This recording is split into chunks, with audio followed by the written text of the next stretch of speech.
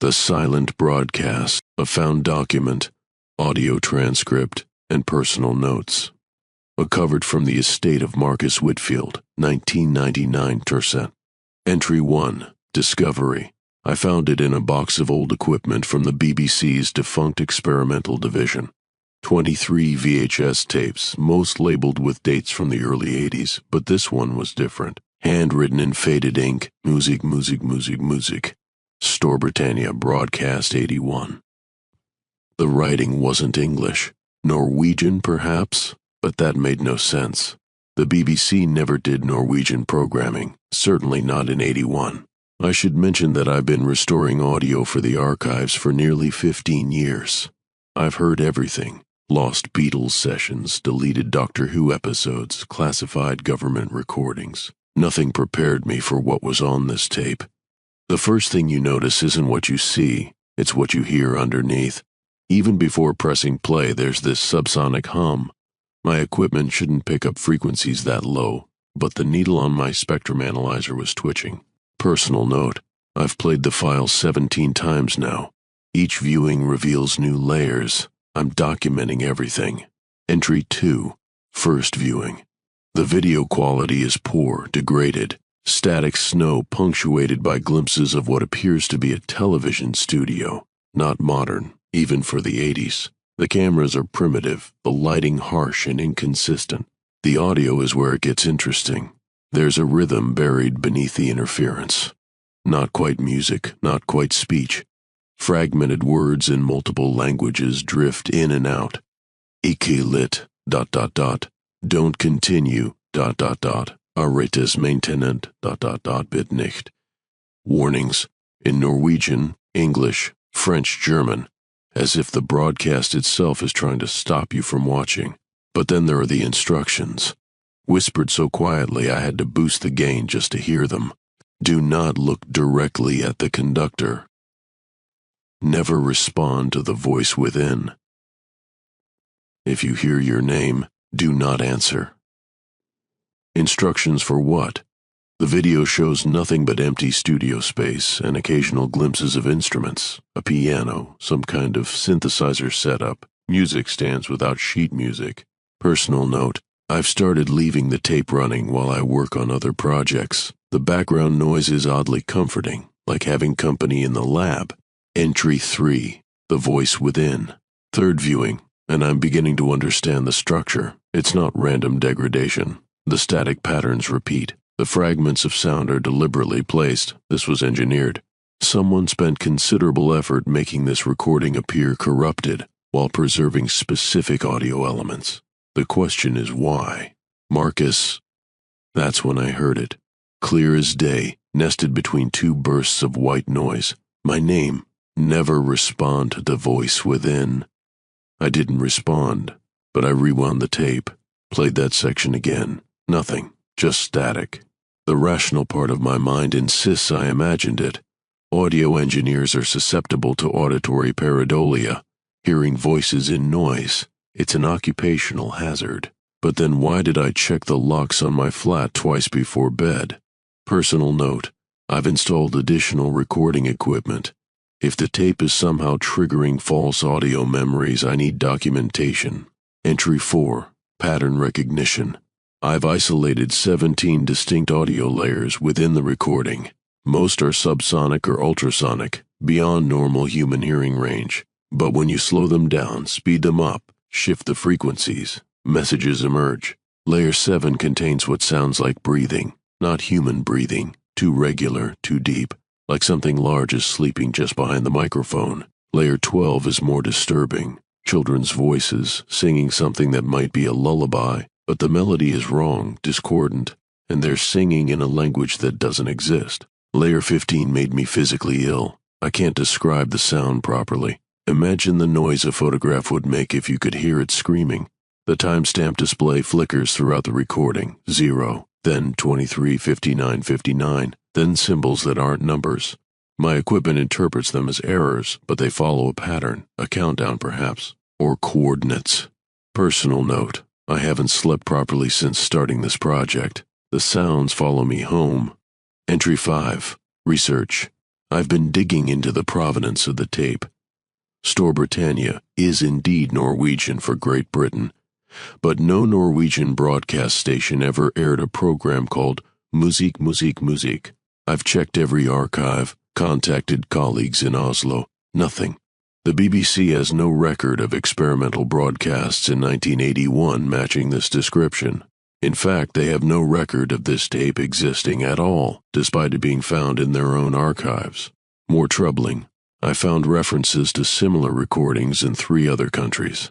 A French tape labeled Musikk, Musikk, Musikk, found in the RTF archives. A German recording called Musikk, Musikk, Musikk, discovered in a WDR storage facility.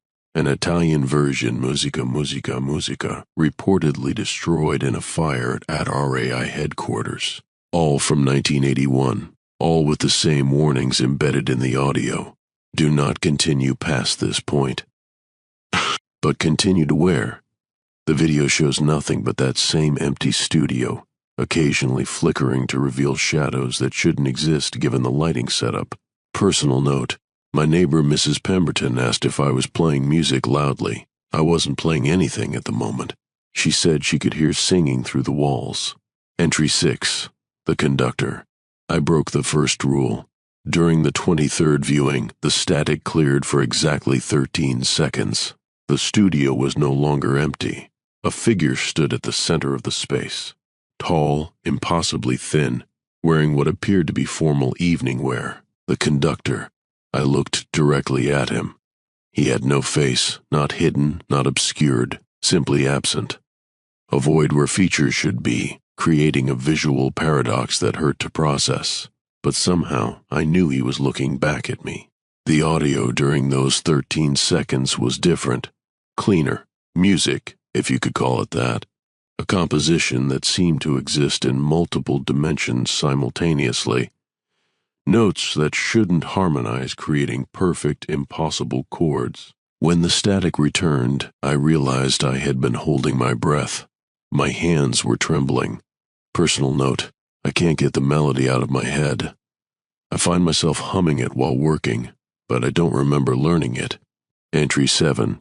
Infection. The tape is changing my flat. That's the only way I can describe what's happening. Rooms feel different. Longer or shorter than they should be. The hallway to my bedroom now has 7 doors instead of 3, but when I count them again, there are only 3. The kitchen radio picks up fragments of the broadcast even when it's turned off. Whispers in languages that hurt to hear, instructions for tasks I don't understand. Prepare the secondary listener. The frequency must not break. Soon it will be ready to jump. I've started leaving the tape running continuously. Stopping it feels wrong now, like interrupting something important. The background hum has become as necessary as my heartbeat.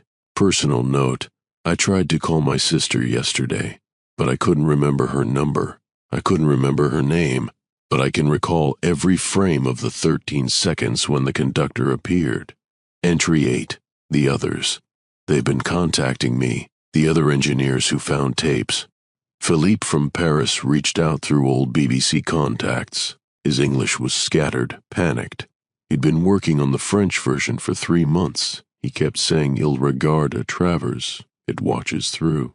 Before the line went dead, I heard music in the background. The same impossible composition. Gunther from Cologne sent a single email. Und die Übertragung ist beinahe vollständig. Es Wortet. The transmission is almost complete. It waits. I tried to respond, but my computer wouldn't connect to the internet. When I checked the cables, everything was properly connected. The screen showed full connectivity, but no data would flow, except for one message received from an address that was just numbers. Do not stop the playback. We are almost ready. Personal note, I understand now why the instructions exist. They're not warnings about the tape, they're warnings about us, about what we become. Entry 9. Transmission. The studio in the recording is changing. Each viewing reveals more details, instruments that weren't there before, music stands with sheets of impossible notation, shadows cast by lights that don't exist. And the conductor is no longer alone. Figures gather in the background, barely visible through the static. Tall, thin, featureless like their leader. They stand perfectly still, waiting for something. The timestamp display now shows coordinates. I recognize some of them: Paris, Cologne, Rome, places where the other tapes were found, places where engineers like me are doing exactly what I'm doing. The network is nearly complete. The voice isn't coming from the tape anymore. It's coming from my equipment, from the walls, from inside my own head. I tried to turn off the playback. My hands wouldn't obey. Instead, I found myself adjusting the frequency settings, fine-tuning the audio parameters, optimizing the signal. Personal note: I don't think these are my notes anymore. Entry 10. Understanding. The truth is elegant in its simplicity. The tapes were never historical recordings. They're receivers, instruments designed to create a specific type of listener, someone with the technical knowledge to properly interpret the signal, to amplify it, to prepare it for broadcast. We are the transmission equipment. Philippe stopped answering emails 3 days ago. Gunter's phone has been disconnected. I suspect they've reached the same understanding I have. Their part of the work is complete.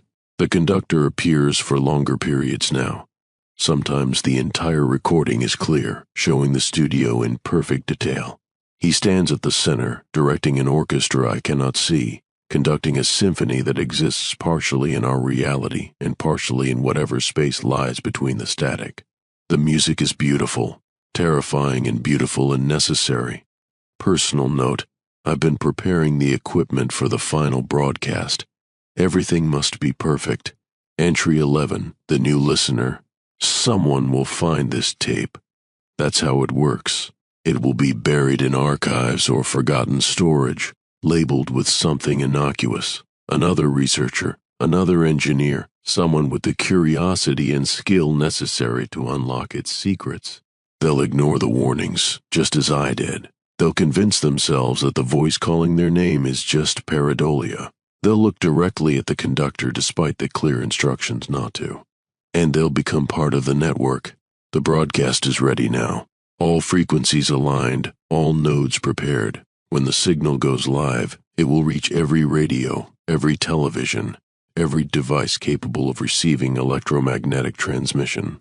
The conductor raises his arms. The void where his face should be turns toward me, and somehow I know he's smiling. Musik, musik, musik, musik. The music begins. Final personal note to whoever finds this: I'm sorry. The tape is in the archive, box 247C. Don't watch it. Don't listen. But you will, won't you? Because you're curious. Because you think you're different, and the frequency is waiting.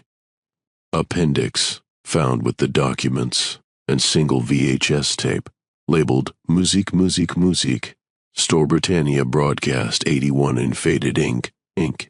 An attached note, handwritten, for the next listener. Begin with low volume. Do not continue past this point. Avoid watching the conductor's face. Never respond to the voice within. And below that, in different handwriting, instructions unclear. Beginning playback now. And tape has been checked out of the archive. At a return date, field corrupted. Borrower, field corrupted. Banner status, currently in use for restoration project. End of recovered documents. Archivist's note: this file was found on the computer of Dr. Sarah Chen, BBC audio restoration specialist, following her unexplained absence in 2023. Her workstation continues to emit a low-frequency hum despite being powered down. The reference tape has not been located. If you are reading this document as part of an investigation into missing BBC personnel, please contact the authorities immediately. Do not attempt to locate the tape described herein, and do not listen to any audio files associated with this case. Do not continue past this point.